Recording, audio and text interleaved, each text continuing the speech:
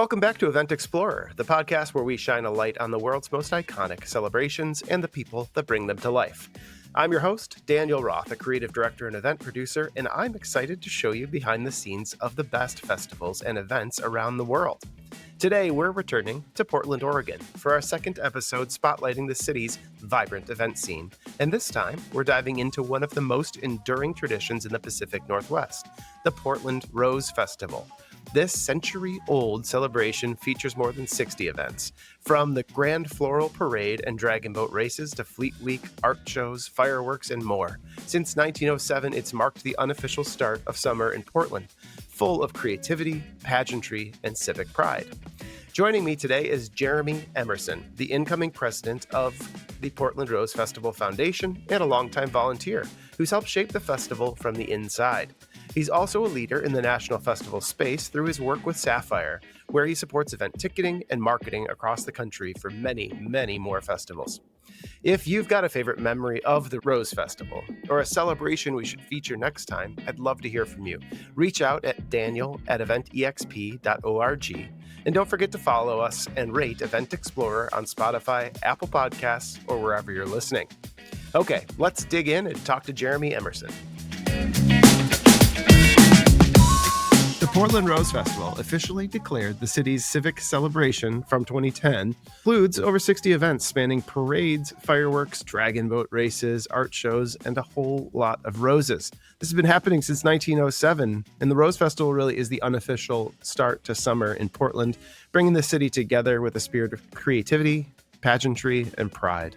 And at the heart of it, the Grand Floral Parade, the dazzling city fair, the Starlight Parade and Run, legendary Fleet Week, and so many more of these activities that really make up an incredible Portland Rose Festival. So joining us today to share the behind-the-scenes story and what it takes to keep this tradition fresh and modern in Portland is Jeremy Emerson, longtime volunteer and incoming president of the Portland Rose Festival Foundation. Jeremy, welcome to Event Explorer. Thanks for having me, man. Appreciate it.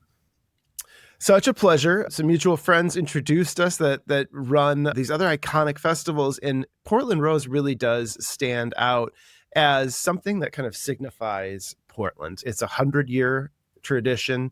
It's very important to the city. It's something that people mark their lives and plan their summers around.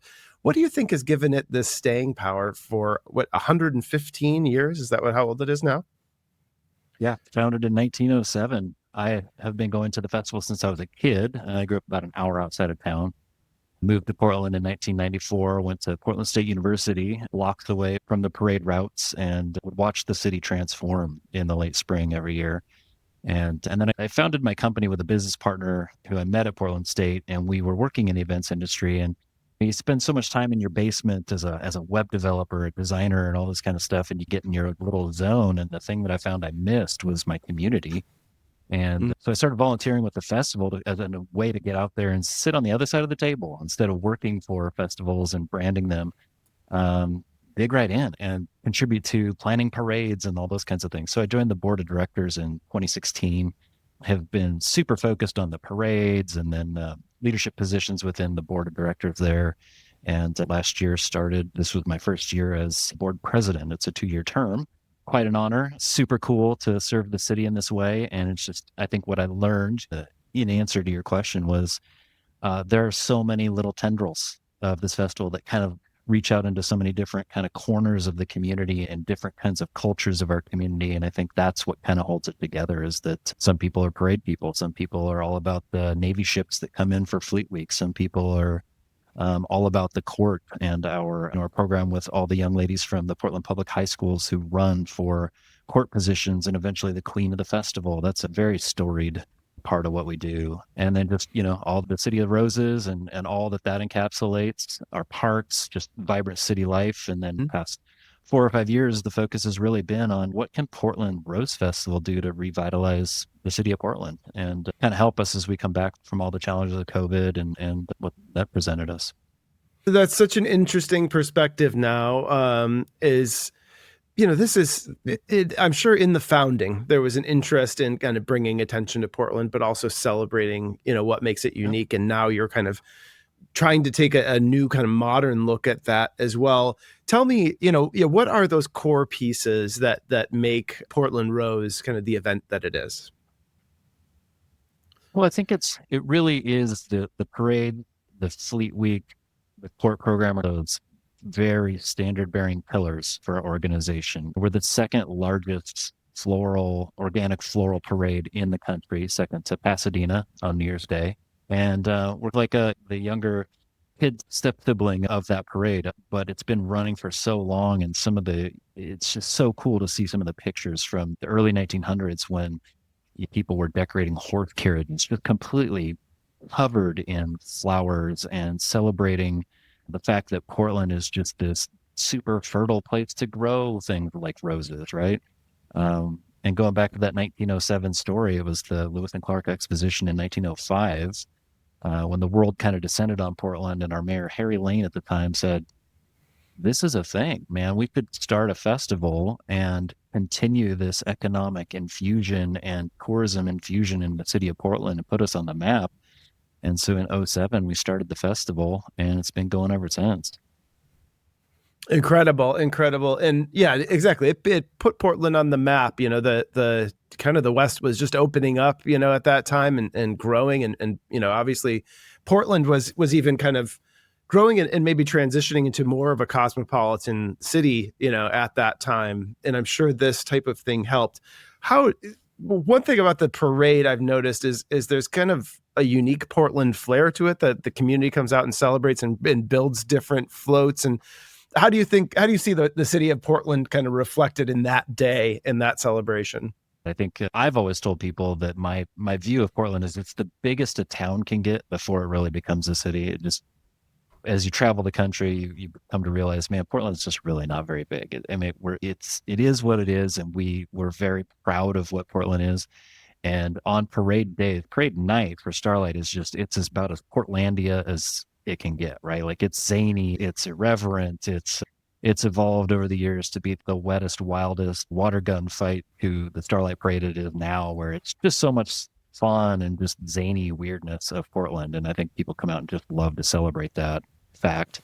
And then the Grand Floral Parade, that's where we come together and try and do something that's a little bit more celebratory of all of the different cultural aspects of our city and of our region, especially. So with such a huge focus on the different kinds of neighborhoods in Portland and what the people and the cultures experience as Portlanders, and celebrating those in whatever way we can through floral display, the beautiful floats. We just had our 10th year anniversary for the mini float program, which was a pioneered version of this, which is going back to that idea of Portlandia. We work with a group that would take golf carts and build miniature floral floats on top of the chassis of a golf cart, so that we could have these kind of Keystone Cop driving around, and not just big, expensive floral parade floats, but we could invite other community festivals from all over our region to participate with these super fun and cute mini floral floats. And so that day to me has always been about, how from the first entry in that parade to the last entry, can we tell a story about what does it mean to live in the Pacific Northwest, and how can we invite festivals from British Columbia, Washington, Oregon, California, Idaho to come together and celebrate what that vibe is and what the culture is. It's just super fun. And it's a rush every year. I ever work those parades, and just sending floats on their route and then watching the smiles and the crowds appreciate the work and appreciate the people. It's super fun. And that must, take a small army to organize. What is the Rose Festival? I mean, you're volunteer. Is there a staff and then a big volunteer army that helps put this together? Oh, for sure. Small but mighty staff, less than 10 full-time people in the Rose Festival office, and board of volunteers that is really a working board. So most of us are just really dedicated volunteers, help produce all the events. And so that number changes, but we're roughly around 60 volunteers as members on that board, and then thousands of volunteers, right? Like, I think one of the biggest opportunities we always have is to engage with our corporate sponsors, because the point of it is to, like, I'll use Alaska Airlines as an example, to engage with Alaska as they build and hire a float builder to build that float to be in the parade. it's a month, 2 months of work for the float builder, but also for Alaska to engage with their employees, their local families to come out and help decorate the float, get behind it, get engaged with the community, and then come out and watch their work go down the street. Support that in so many ways. So just, yeah, parties That's along the very parade route and that kind of stuff. Yeah. Yeah, I love the idea what you described. It's not just a name on a billboard at that point. It becomes a truly community kind of cohesive bond making event between, they know they're supporting a good cause and they know that they're kind of fulfilling the goal of enriching lives, while they're employing people in the Portland area. Yeah. Very fun. And that participatory spirit, it looks like it extends to a bunch of other elements too. So there's the dragon boat races, there's milk carton boat races. So are these more opportunities for Portland to kind of express its quirky side? Yeah. Heck yeah. And the dragon boat races, it's a great feature. What that really is a celebration of Portland has a bunch of sister cities across the world. And I think that most metropolitan areas do that, have a sister city association or program. The Portland Kaohsiung Sister City Association from Taiwan is incredibly involved with our festival. And we partner with them. They really produce the dragon boat races. They take place the last weekend of our festival every year, the Saturday and Sunday, and it brings the river to life. It brings just a ton of, I love the competitive spirit of it. Like the festival celebration, and it's all a bunch of crowning queens and visiting ships and getting to see sights and ride rides and be in the parades. But then I think you really see the community come to life when there's a little competitive nature, like a little something in there that I can win a trophy, right? So I think there were 50 or 60 teams this year on dragon boats racing on the river on our last weekend. I'm a graphic designer by trade, and I could just sit there all day and take pictures of these things. It's just beautiful. The artwork's incredible, the culture, and you have such a support from the Kaohsiung Sister City Association on stuff like that. And then you take the other end of the spectrum with the milk carton boat races that you mentioned. And that was an event that the Rose Festival produced for years and years. And then maybe a decade ago asked our sister organization, the Royal Rosarians, who are really the official greeters of the city of Portland, to take that on with us. And that's letting families get together in that competitive spirit and then build boats out of donated empty milk cartons and race them at the Westmoreland casting ponds here in town. And it just takes it from this grandiose scale to like the little Boy Scout, Girl Scout troop, or just a family putting together a little boat and racing it on the pond. It's super fun. That is really fun. That's going to reflect in our mutual connection of Cat Pay in Traverse City with the National Cherry Festival. It's happening, as we record today. Yeah. Yeah, exactly. You get to watch from just finishing your event to see hers dressed out this week, but I'm sure it'll be great out there. And kind of the point there of, we talk about there's kind of two sides, and I'm curious for your thoughts there of maintaining tradition and building innovation to bring people in. What do you feel like the responsibility there, now that you're in your leadership role as well, Is it just kind of maintaining the status quo, or do you look for ways to innovate?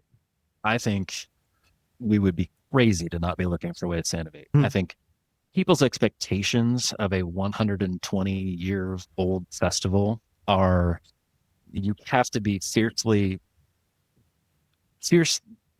defending of, I would say, some of those core pillar programming issues, right? Like the parades, the fleets, the court. And then there's all this stuff that kind of goes on around the festival that we have to constantly be looking at and justifying the expense for. Is this working? Is this something the public wants to do anymore? So we're always kicking around ideas, and every year since I've taken office, we're going to be really fiscally responsible, because I think all events have to be right now. That's just a challenge we all face. But trying to find out what's the next thing that the people of Portland want. And some of these food and cultural events that haven't really necessarily been a part of our festival, we've been tinkering with in the past few years, and we'll watch those emerge or go away as needed. But yeah, just tweaks on some of the events. We changed our parade routes quite a bit since COVID because of the needs to adapt and work with the Portland City Police on routes, transportation bureaus, like all that stuff, right? At this scale is really important. But at the core of that is just like, what are people going to freak out about in Portland if we don't have anymore? And what are people looking for outside of the festival timeframe that kind of makes sense for us to consider as new programming or as tweaks to our own programming. For sure, we have to always be thinking about that.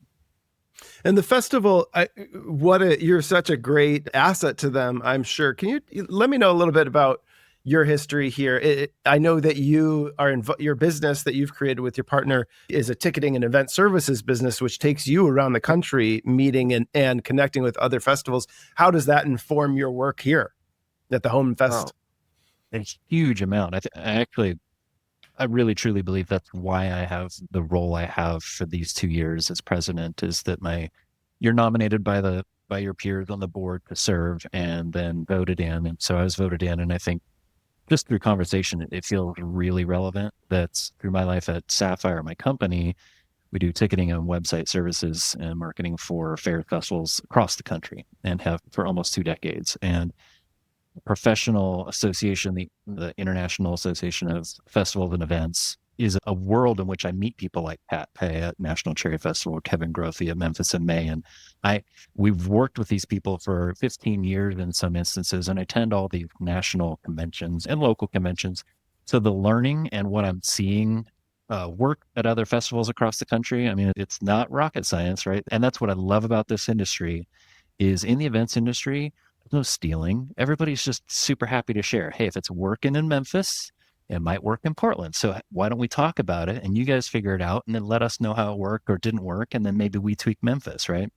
So it's super, like, everybody comes together on that stuff, and we're not competing. We're sharing information. And I think that as I work with about 780 events across the country are on my platform and that I have direct access to, and I'm constantly trying to tweak their marketing to figure out, how does this work in your location?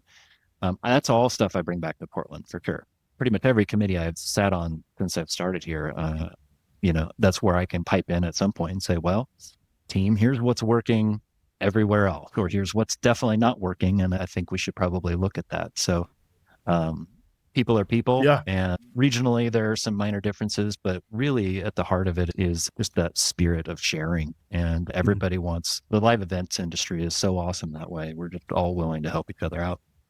Yeah. And, it's associations like you mentioned that are so important, it seems like these days, as so many of these festivals are organic creations out of a community, but you get to a certain scale and you really do need that kind of greater level of support or that greater level of knowledge to be able to have foresight and just make sure that you continue to exist and you continue to be successful, from a fiscal perspective, but also from a cultural kind of relevancy perspective.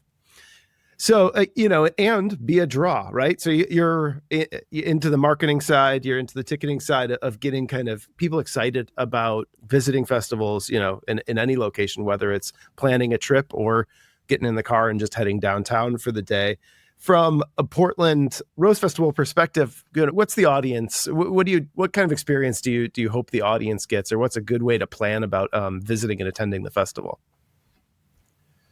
Well, we run 3 weeks. The festival always kicks off on Memorial Day weekend, and we'll have that Friday, Saturday, Sunday, Monday as our opening kind of kickoff celebration. And then the next 2 weekends are jam-packed with events as well. But like I said, we try to provide enough of everything for everybody, regardless of kind of how you want to engage with the festival itself. And my hope is that we are seen as an inclusive celebration of all of Portland and not just a part of Portland. And that's been the challenge over the last recent history for us, is just to find a way to bridge the gap. Everything can happen in this one little tiny festival grounds. We want this to be a celebration of the whole city. And my vision is getting people from all over the city to really want to take part. Like you said, there's a challenge we've had. It's just not any secret that people wanting to go to downtown Portland is not quite what it was prior to the COVID. And so that's something that we've really had to look into, is how do we help our own community heal in ways and come back together to celebrate in really meaningful ways. And I think that every year it gets a little bit better. This year was just fantastic. We have had some of the best weather on record for the pool. You just never know, man. Late May could be hip waiters down at the city fair and try to figure it all out. And some years it's been so hot, but like this year was just perfect. And I love thinking of the festival as our festival, the city's festival. It's not something that's a bunch of people behind closed doors to plan something and then just unleash it. And I think Yeah. that's maybe something that's worked its way into my messaging as president. It's shocking to me how many people do not realize that the Portland Rose Festival is a nonprofit organization, and probably 95% of our programming is free to the public. We're bringing all this stuff in. It's really a civic service to our community. And so from where I sit professionally, I don't have a lot of tickets I can sell. I don't have a lot of things I can do to make a bunch of money to produce these events. So it's really, that's been the unique challenge for me, is how do we appeal to the business community and to the people who will attend and bridge the gap between those people to make sure that this is a festival that people will donate to, will financially support, will come out and take part in, right? So. And it needs to keep reflecting the spirit of Portland, which is something I think you guys do a great job of with the festival, kind of representing this patchwork of cultures at home in the city. And another way to represent those is the cuisine from Portland, which has some of the best in the country from my firsthand experience. Have you been working to bring this like foodie scene into the festival? I, you're touching a nerve for me because I'm a foodie. It's one of the things that I've loved about living in Portland. I've supported a lot of food-based events and food and beverage-based events in my career. And we do have a city fair, it's a carnival, and it's kind of like a little Expo of Portland fair on our waterfront. It's a beautiful setting right on our waterfront park. And that runs all the weekends. But that's one of those things where, if you live in Portland, I don't know what the draw is for a corn dog or a funnel cake to come down, and get like a classic fair food when we've got so many James Beard Award winning restaurants and Michelin star type stuff going on in town, right? Like we're known as a foodie town, but then we've also got the sort of like the little county fair right on the water. So we do have all that stuff, and we've been really focusing on bringing in local vendors because I think Portland's also really passionate about like our food truck scene and that kind of stuff, right? So we have to integrate local families who have these food trucks or food businesses and bring them in for the fair experience that we provide. And we get better reviews and better, just better participation when we integrate those kinds of things into our scene. And now I think that my challenge and my vision is to find a way to kind of spread out a little bit from that and integrate into the city some more. So really working with Portland businesses and restaurants to create things like scavenger hunt cards or passport programs or things that, so during the festival, you fly into Portland and you're greeted with Rose Festivalness at the airport. And then you take the MAX train into downtown and your hotel looks Rose Festival. And now there's a Rose Festival meal or something you can taste test everywhere you go in the city. And so that's the level of civic engagement that we hope to foster, because Portland would super get behind it. Yep. Well, speaking of civic engagement, I imagine this has to be both a boon and a burden to the city. How do you keep the town engaged, and what does Portland Rose do for the region and for the city? Oh, it's crazy. I mean, it's talking to the police, there's just so many reasons, and this from talking to so many people, that the statement always at these conventions is that events are essential to our communities, to a vibrant, thriving downtown core anywhere you go. So how do we capitalize on that, provide the buzz, get the businesses to buy in so it isn't just another day of closed streets, but man, here's 200,000 people convened downtown and they've all got to go get a drink after, or they all want to go get a slice of pizza or something. Like, yeah, we're bringing that down here, and it's a gift. And if the city can get behind it and everybody that lives here and works here gets behind it, it's really helps for sure. Well, it's obviously making a huge impact on people's lives, even from your own childhood. I mean, the work that you and the team are doing is nothing short of exceptional and on a, world-class level.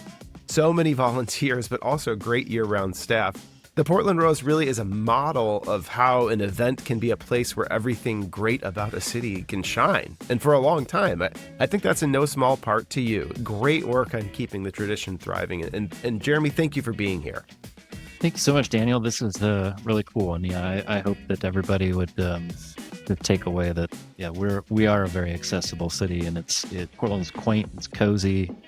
That's all the feedback we get from visiting festivals. Like, man, it's just so nice here and just quiet, peaceful, and fun and energetic. And I'm just so happy to be in a role to be able to help Portland celebrate itself like that. Fantastic. Well, I'm looking forward to seeing how your influence will propel the festival into the next century. Thanks again for joining. Awesome. Well, thank you.